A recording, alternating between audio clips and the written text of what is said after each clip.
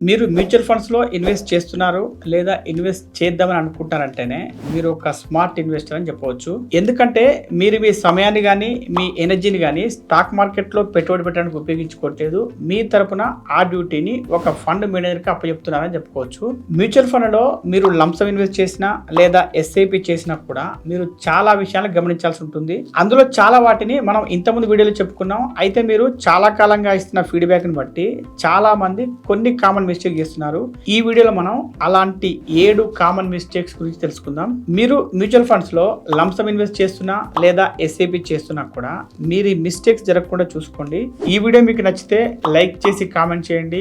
మీకు తెలిసిన వారందరితో ఈ వీడియోని షేర్ చేసుకోండి. నెంబర్ 1, ఇప్పటి రిటర్న్స్ మాత్రమే చెక్ చేసుకోవడం. ఒక మ్యూచువల్ ఫండ్ సెలెక్ట్ చేసుకునేటప్పుడు చాలా మంది చేస్తున్న కామన్ మిస్టేక్ ఏంటంటే రీసెంట్ గా వస్తున్న రిటర్న్స్ మాత్రమే చెక్ చేసుకుంటూ ఉండడం. దీనికి ఒక చిన్న ఎగ్జాంపుల్ చూద్దాం. బెంగళూరులో రాజేష్ అని ఒక సాఫ్ట్వేర్ ఇంజనీర్ పనిచేస్తుంటాడు.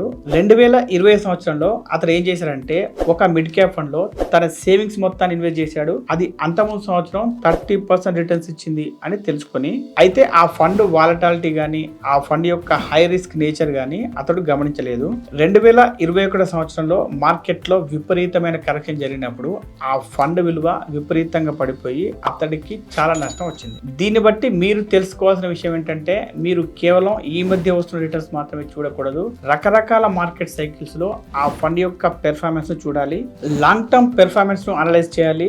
రిస్క్ ఎంత ఉండొచ్చు అనేది కూడా జాగ్రత్తగా గమనించాలి. వాలటాలిటీ అనేది లేకుండా ఎంత కన్సిస్టెన్సీగా పెర్ఫార్మ్ చేస్తుంది అనే దాన్ని బట్టి ఆ ఫండ్ యొక్క పొటెన్షియల్ ను అంచనా వేయవచ్చు. నెంబర్ 2, తగినంత రీసెర్చ్ చేయకపోవడం. ఒక మ్యూచువల్ ఫండ్ ఎన్నుకునేటప్పుడు చాలా మంది చేస్తున్న ఇంకొక మిస్టేక్ ఏంటంటే ప్రాపర్ గా రీసెర్చ్ చేయకుండా ఫండ్స్ లో ఇన్వెస్ట్ చేయడం. ఫ్రెండ్స్ చెప్పారని, ఫ్యామిలీ మెంబర్స్ చెప్పారని, లేకపోతే ఫైనాన్షియల్ ఇన్వెస్ట్ చెప్పారని ఏదో ఒక ఫండ్ లో ఇన్వెస్ట్ చేస్తూ ఉంటారు. ఆ ఫండ్ యొక్క ఆబ్జెక్టివ్స్ గానీ ఆ ఫండ్ యొక్క స్ట్రాటజీస్ గానీ అసలు ఆ ఫండ్ లో ఎలాంటి స్టాక్స్ ఉంటాయో కూడా వారికి తెలియదు. దీనికి ఒక చిన్న ఎగ్జాంపుల్ చూద్దాం.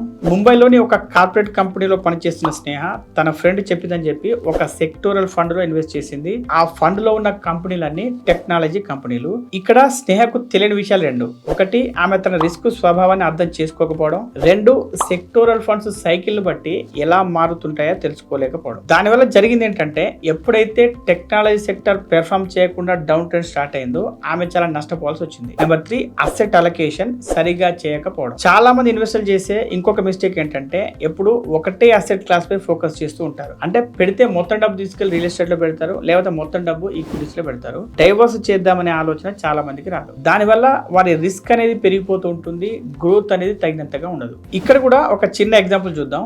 అజయ్ అనే 40 సంవత్సరాల వయసు గల ఒక బిజినెస్ మ్యాన్ ఢిల్లీలో ఉంటాడు. ఆయన తన సేవింగ్స్ మొత్తం ఈక్విటీ మ్యూచువల్ ఫండ్స్ లో ఇన్వెస్ట్ చేశాడు. ఒకసారి మార్కెట్ డౌన్ టర్న్ లో ఉన్నప్పుడు ఆయన చాలా నష్టపోవాల్సి వచ్చింది. ఎందుకంటే ఆయన తన డబ్బులు మొత్తం ఒకే చోట పెట్టడం వల్ల డెట్ ఫండ్స్ లాంటి వాటిలో లేదా ఫిక్స్డ్ ఇన్కమ్ వచ్చే కొన్ని ఇన్స్ట్రుమెంట్స్ లో కూడా పెట్టుబడి పెట్టుంటే అవి కుషన్ లాగా పనిచేసేవి. అందుకే ఫైనాన్స్ ఎక్స్పర్ట్స్ చెప్పేది ఒకటే, మీ ఇన్వెస్ట్మెంట్స్ ను డైవర్సిఫై చేయండి. ఈక్విటీ, డెట్, గోల్డ్ ఇలాంటి వాటిలో పెట్టుబడి పెడుతూ రిస్క్ రివార్డ్ ను బ్యాలెన్స్ చేస్తూ ఉండండి. అలాగే మీ పోర్ట్ఫోలియోను రెగ్యులర్ గా మానిటర్ చేస్తూ అవసరమైనప్పుడల్లా దాన్ని రీబ్యాలెన్సింగ్ చేస్తూ ఉండాలి. Number 4, trying to time the market. చాలా మంది ఇన్వెస్టర్స్ చేసే ఇంకొక తప్పు ఏంటంటే మార్కెట్ మూవ్మెంట్స్ ని బట్టి అమ్మడానికి కొనడానికి ఒక టైం పెట్టుకుంటూ ఉంటారు. అయితే ఇది చాలా వరకు బ్యాక్ ఫైర్ అవుతూ ఉంటుంది. దీనికి ఒక చిన్న ఉదాహరణ చూద్దాం. చెన్నైలో ఒక మార్కెటింగ్ ఎగ్జిక్యూటివ్ గా పనిచేసే ప్రియా కోవిడ్ టైంలో అంటే 2020 ఆ సమయంలో మార్కెట్ పడిపోతున్నప్పుడు తన దగ్గర ఉన్న ఈక్విటీ మ్యూచువల్ ఫండ్స్ అన్నిటినీ రీడీమ్ చేసేసింది, అంటే విత్డ్రా చేసేసింది. ఒకసారి మార్కెట్ మళ్ళీ స్టెబిలైజ్ అయిన తర్వాత మళ్ళీ మ్యూచువల్ ఫండ్స్ యూనిట్స్ కొనుక్కోవచ్చు అని అనుకుంది. కానీ మార్కెట్ చాలా త్వరగా రీబౌండ్ అయింది. ప్రియా తనకున్న మంచి అవకాశాలను కోల్పోయింది. తిరిగి ఎక్కువ రేట్ల వద్ద యూనిట్స్ కొనుక్కోవాల్సి వచ్చింది. అందుకే మీరు ఇన్వెస్ట్మెంట్ చేసేటప్పుడు ఒక డిసిప్లైన్డ్ అప్రోచ్ కోసం రెగ్యులర్ గా ఎస్ఐపి చేయమని చెప్పేది. దానివల్ల మన పర్చేజ్ కాస్ట్ అనేది యావరేజ్ అవుతూ ఉంటుంది. నెంబర్ 5, ట్యాక్స్ ఇంప్లికేషన్స్ చెక్ చేసుకోకపోవడం. మ్యూచువల్ ఫండ్స్ లో ఇన్వెస్ట్ చేసే విషయంలో చాలా మంది చేసే ఒక పెద్ద తప్పు ఏంటంటే అసలు ట్యాక్స్ ఇంప్లికేషన్స్ గురించి తెలుసుకోకపోవడం. అలాగే అన్ని రకాల మ్యూచువల్ ఫండ్స్ కు ఒకే రకంగా ట్యాక్స్ పడుతుంది కావచ్చు అనే ఒక డిప్రెషన్ లో ఉండడం. దీనికి ఒక చిన్న ఎగ్జాంపుల్ చూద్దాం. పూణేలో ఇంజనీర్ గా పనిచేస్తున్న విక్రమ్ అనే వ్యక్తి ఈఎల్ఎస్ఎస్ మ్యూచువల్ ఫండ్స్ లో ఇన్వెస్ట్ చేశాడు. ఈఎల్ఎస్ఎస్ అంటే ఈక్విటీ లింక్డ్ సేవింగ్స్ స్కీమ్. అయితే అతడికి ఈఎల్ఎస్ఎస్ స్కీమ్స్ లో లాక్ ఇన్ పీరియడ్ ఉంటుందన్న విషయం గానీ ట్యాక్స్ బెనిఫిట్స్ విషయం కానీ తెలియదు. ఒకసారి అర్జెంట్ గా ఫండ్స్ అవసరం ఉన్నప్పుడు తన దగ్గర ఉన్న యూనిట్స్ అన్ని రీడీమ్ చేయాల్సి వచ్చింది. అప్పుడు అతడు క్యాపిటల్ గెయిన్స్ ట్యాక్స్ కట్టాల్సి వచ్చింది. దానివల్ల రిటర్న్స్ చాలా వరకు తగ్గిపోయాయి. అలాగే మ్యూచువల్ ఫండ్స్ లో ఈక్విటీ ఫండ్స్ కు డెట్ ఫండ్స్ కూడా ట్యాక్స్ విషయంలో తేడా ఉంటుంది. అందుకే మీరు మ్యూచువల్ ఫండ్స్ లో ఇన్వెస్ట్ చేసే సమయంలో ఇది ఖచ్చితంగా చూసుకోవాల్సి ఉంటుంది. నెంబర్ 6, ఒకే ఫండ్ హౌస్ లో పెట్టుబడి పెట్టడం. మ్యూచువల్ ఫండ్స్ విషయంలో చాలా మంది చేస్తున్న ఇంకొక తప్పు ఏంటంటే ఒకే ఒక్క ఫండ్ హౌస్ పట్టుకొని దాంట్లో ఉన్న రకరకాల ఫండ్స్ లో ఇన్వెస్ట్ చేస్తూ ఉంటారు. ఉదాహరణకు కొంతమంది హెచ్డిఎఫ్సి మ్యూచువల్ ఫండ్ లో ఉన్న ఫండ్స్ లో మాత్రమే ఇన్వెస్ట్ చేస్తుంటారు. ఇంకొంతమంది టాటా మ్యూచువల్ ఫండ్, మరికొంతమంది క్వాంట్ మ్యూచువల్ ఫండ్ లో మాత్రమే ఇన్వెస్ట్ చేస్తూ ఉంటారు.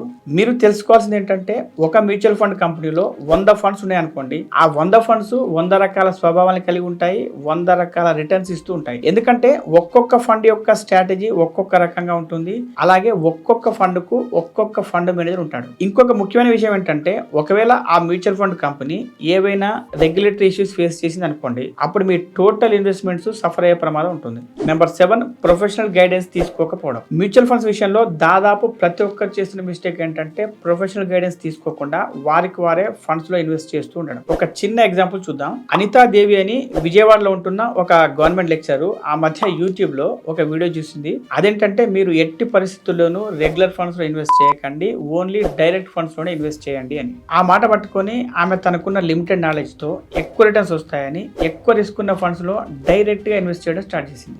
మార్కెట్లు కొత్త రికార్డు సృష్టిస్తున్న సమయంలో కూడా ఆమె ఇన్వెస్ట్ చేసిన ఫండ్స్ లో రిటర్న్స్ అంతగా రావట్లేదు. రెగ్యులర్ ఫండ్స్ లో 1% నుండి 1.5% ఎక్కువ ఎక్స్పెన్స్ రేషియో ఉంటుందని ఆమె డైరెక్ట్ ఫండ్స్ లో పెడితే మొదటికే మోసం వచ్చే ప్రమాదం ఉంటుంది. అందుకని మీ రిస్క్ ప్రొఫైల్ బట్టి, మీకున్న ఫైనాన్షియల్ టార్గెట్స్ బట్టి మీకు సరిపోయే ఫండ్స్ ఎంచుకోవాలంటే మీలో చాలా మందికి ఎక్స్పర్ట్ సలహా అనేది అవసరం ఉంటుంది. ఈ వీడియోని ఎండ్ చేసే ముందు నేను మిమ్మల్ని రిక్వెస్ట్ చేసేది ఏంటంటే ఈ వీడియోతో పాటు మ్యూచువల్ ఫండ్ పై మన ఛానల్లోనే ఆల్రెడీ 2-3 డీటెయిల్ వీడియోలు ఉంటాయి. అవి కూడా ఖచ్చితంగా చూసిన తర్వాతనే మీరు మీ ఇన్వెస్ట్మెంట్ స్టార్ట్ చేయండి. మీరు నెలకు 100 రూపాయలతో లేదా నెలకు 500 రూపాయలతో కూడా మ్యూచువల్ ఫండ్స్ లో ఎస్ఐపి స్టార్ట్ చేసుకోవచ్చు.